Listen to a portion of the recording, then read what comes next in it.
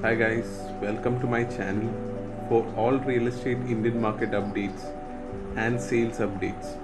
Subscribe to my channel. Currently I'm on 20th of June and I'm quickly take you through the top 5 real estate updates for this week.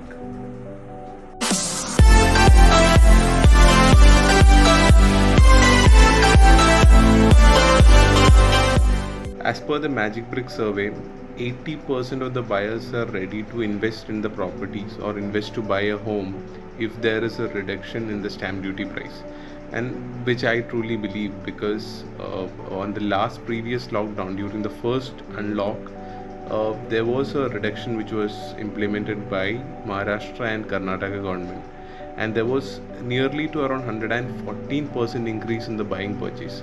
So I think this survey is gonna really be on the true side. Why? Because people are looking for bigger spaces. People are looking for a bigger space. People have money, they are trying to invest in real estate.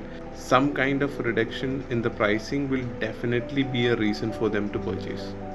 While discussing about stamp duty reduction, Goa has proposed to increase the property registration by 0.5 to 1%. CREDAI has approached government requesting to roll back this thought. I think at this point, any kind of a increase in the pricing will adversely affect the entire market.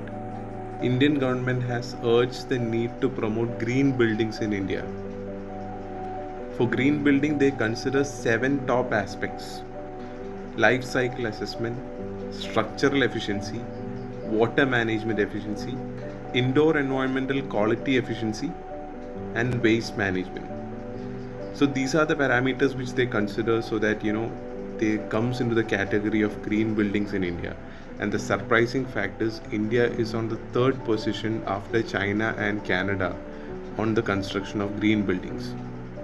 Out of all the listed company, Godrej in financial year 21 has stopped the sales. They have actually clocked a revenue of around 6,725 crores, reaching at a growth of around 14% from the previous year. I think this time they have crossed the macrotech developers and they have come to the top position in terms of sales. Along with that, there are a lot of companies who have shown an exponential growth in financial year 2021.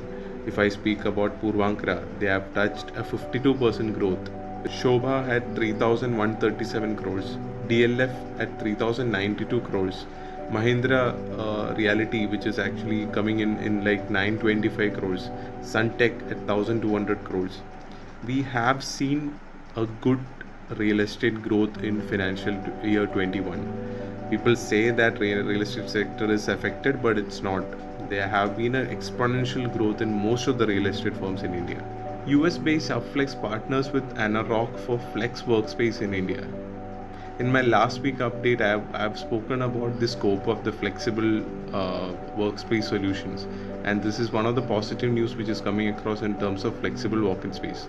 Why? Because Flex is active around 1,600 cities and have a coverage of around 75 countries across world.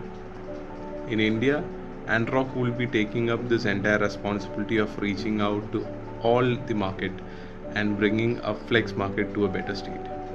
A flex solution will definitely replace the old traditional leasing model, and this time it's gonna be the market of flexible workspace. Thank you so much for following my real estate updates.